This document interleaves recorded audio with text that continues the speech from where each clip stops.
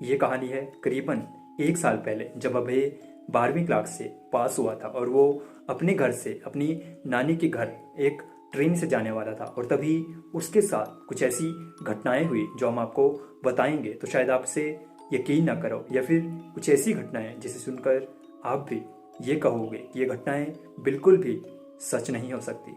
चलिए शुरू करते हैं आज की ये स्टोरी जो कि अभय की है, जिसके साथ कुछ ऐसी घटनाएं ट्रेन के अंदर हुई, या कहें ट्रेन से बाहर जाने के बाद हुई, जो बेहद ज़्यादा डरावनी और खतरनाक थी।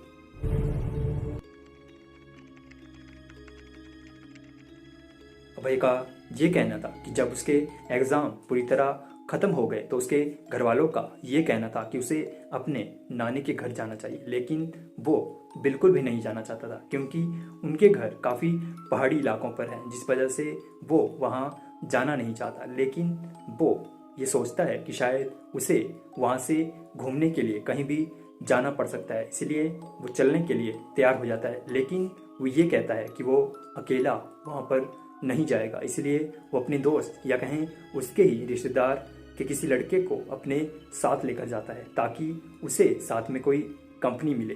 और तभी वो उत्तर प्रदेश से एक ट्रेन लेता है जहाँ से वो अपनी नानी के घर जाना चाहता था, और उसके साथ उसका दोस्त अमित जाता है जो उसके साथ ही पढ़ता है, इसलिए वो दोनों काफ़ी ज़्यादा खुश होते हैं। लेकिन जब ट्रेन में रात हो जाती है तब उनके साथ कुछ ऐसी अजीब घटनाएं होती है।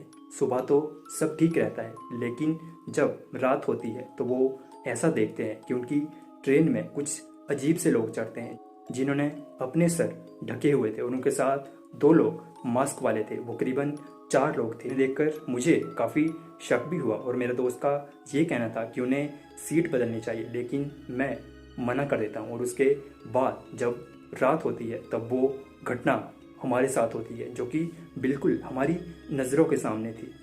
रात के करीबन 11 बज रहे होते हैं और तभी मैं बाहर जाने के लिए उठता हूँ, लेकिन मैं ये देखता हूँ कि वो 4 लोग जो साथ में आए थे, जिसमें से 2 औरतें और 2 मर्द थे, वो ट्रेन के दरवाज़ों के पास खड़े हुए थे।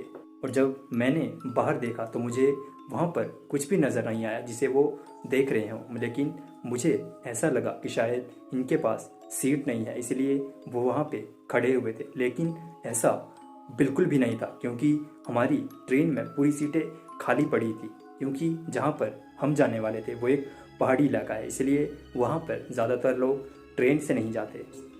मेरे दोस्त अमित जो कि ट्रेन में जाते ही सो गया था, उसे ऐसा लगा कि यहाँ पे कोई उसे आवाज़ मार रहा है, और जब वो उठा तो उसने मुझे कुछ ऐसा बताया क्योंकि उसके सपने में एक औरत आई जिसका ये कहना था क्योंकि ट्रेन में 2 आत्माएं हैं जो कि उनके ही बगल वाली सीट पर हैं, जिसे सुनकर वो भी काफ़ी ज़्यादा डर गया था। लेकिन उसने जब ये बात मुझे बताई तो मैं भी काफ़ी ज़्यादा शौक में था क्योंकि ऐसी घटना ना हमने कभी देखी, लेकिन हमने इसको सपने की तरह लिया। लेकिन ऐसा बिल्कुल भी नहीं था और यही हमारी सबसे बड़ी गलती थी।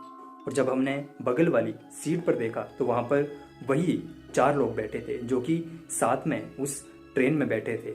लेकिन हम ये देखकर काफ़ी हैरान थे क्योंकि ऐसा कुछ भी हमें महसूस नहीं हुआ, क्योंकि अगर वो कुछ ऐसी काली शक्तियाँ होती तो वो हमें नज़र क्यों आ रही थी। लेकिन जब इस बात को सुबह हो गई तब हमने कुछ ऐसा महसूस किया जो कि कोई भी नहीं कर पाया। जब हमने लोगों से पूछा कि वो 4 लोग कहाँ गए जो कि रात में उस ट्रेन में चढ़े थे, तो लोगों का ये कहना था कि यहाँ पर तो कोई भी नहीं आया था। जो हमारे साथ ट्रेन में बैठे हुए थे उनका ये कहना था कि यहाँ पर कोई भी 4 लोग मास्क वाले या फिर कोई भी नहीं आया। जैसे कि हमने उनको बताया था कि यहाँ पर 4 लोग आए थे, लेकिन उनमें से कोई भी वहाँ नहीं चढ़ा था, या कहें चढ़ा था लेकिन उनको वो नज़र नहीं आया, सिर्फ वो हमें नज़र आया। लेकिन ऐसा कैसे हो सकता है कि कोई 4 इंसान हमारे सामने हो और वो सिर्फ 2 लोगों को नज़र आए। ये घटना काफ़ी दिल दहला देने वाली है क्योंकि इस पर शायद कोई भी यकीन नहीं करेगा, या फिर ये किसी के मन का वहम भी हो सकता है। लेकिन मन का वहम एक के साथ होता है, 2 लोगों के साथ नहीं। तो आप इस स्टोरी के बारे में क्या सोचते हैं हमें ज़रूर बताएं। चलिए मिलते हैं आपसे किसी और डरावने सफ़र के साथ, और आप लोग भी हमें अपनी हॉरर स्टोरी भेज सकते हैं। तब तक के लिए सुनते रहे रोहित हॉरर शो। मिलते हैं अगली हॉरर स्टोरी में।